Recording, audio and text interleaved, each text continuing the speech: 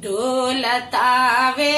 कोमरी दासावे मिरिगा छाला जी हाजी बोलती आवे तो तमयना शिव बैलय सवार जी हाजी बोलती आवे तो तमयना शिव बैलय सवार जी गंगवा नहैले शिव भरी गोड़े बेवाई जी हजी हसताड़ी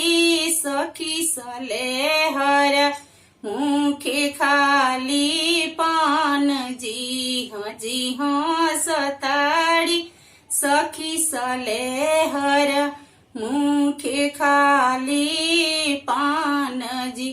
रोवेली माता दागिनी रट धुनी धुनी केस जी हजी ईसन सुंदर गौरा के बर मिलल बौरा हजी हजी ईसन चतुरी गौरा के बर मिलल बौरा हजी जलिरवा माता दागिनी लट धुनी धुनी केस जी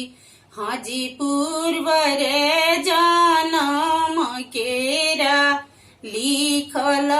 लीलार जी हाजी पूर्व रे जनम केरा लिखल लीलार जी।